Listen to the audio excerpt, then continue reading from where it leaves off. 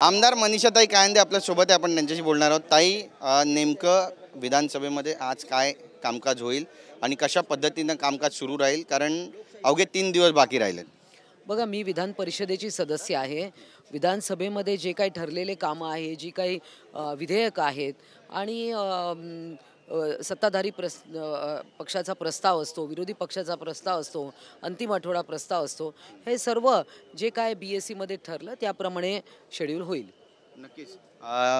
काल आपण पाहिलं या ठिकाणी बऱ्याच घडामोडी घडताना आपल्याला पाहायला मिळाल्या। विरोधक आक्रमक झाले होते आणि अमित शाह यांनी जे वक्तव्य केलं आता त्याबद्दल त्यांनी खुलासा देखील केला, पण आज देखील पुणे आणि इतरत्र सर्वत्र विरोधक आंदोलन करतायत। बघा, ह्यांनी एप्रिल महिन्यापासून हे जे संविधान आणि हे सगळं चालू केलेलं आहे, संविधानाचं पुस्तक घेऊन, त्यांच्या संविधानाच्या पुस्तकामध्ये आतमध्ये कोरी पानं पण पाहायला मिळालेली आहेत आणि त्यामुळे हे त्यांचं सगळं डॉक्टर बाबासाहेब आंबेडकर यांच्यावरचं एक खोटं प्रेम आहे आणि अशा पद्धतीने त्यांनी सगळ्यात जास्त अपमान डॉक्टर बाबासाहेब आंबेडकरांचा कोणी केला असेल तर काँग्रेसने केलेला आहे।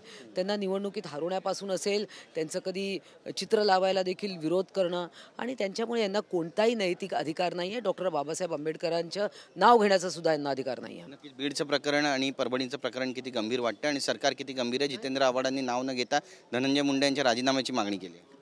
बघा, सरकार अत्यंत गंभीर आहे।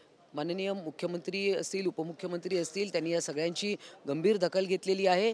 कोणत्याही दोषीला सोडलं जाणार नाही। जितेंद्र आव्हाड यांना खोटं नाटं पसरवण्याची सवय आहे पहिल्यापासून, त्याप्रमाणे ते वागत आहेत। नक्कीच। पण परभणी प्रकरणामध्ये राज्य मागासवर्गीय आयोगाने 3 अधिकाऱ्यांना सक्तीच्या रजेवर पाठवण्याचे आदेश सुद्धा दिले। बघा, ही नॉर्मल प्रोसिजर असते की जे कोण पदावर असतील ते कुठेही काही लपवण्याचा प्रयत्न करत असतील तर ते होऊ नये म्हणून सक्तीच्या रजेवर पाठवलं जातं। नक्कीच। भुजबळांची जी नाराजी आहे, आता भुजबळ म्हणतात की राज्यभर फिरणार, देशभर फिरणार, एल्गार पेटवणार आणि ज्या स्थानिक स्वराज्य संस्थेच्या निवडणुका आहेत त्यावर याचा परिणाम होईल। बघा, हा आता राष्ट्रवादी पक्षाचा प्रश्न आहे। माननीय अजितदादा त्यांची कशी समजूत काढतात याविषयी बोलणं योग्य नाही आहे। नक्कीच। धन्यवाद आमच्याशी बातचीत केल्याबद्दल। कॅमेरापासून योगेश गुरवसह गिरीश गायकवाड, TV9 मराठी, नागपूर।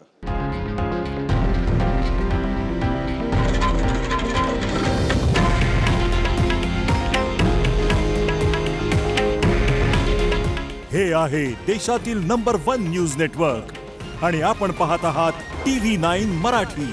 काळजी तुमची, हित महाराष्ट्राचं।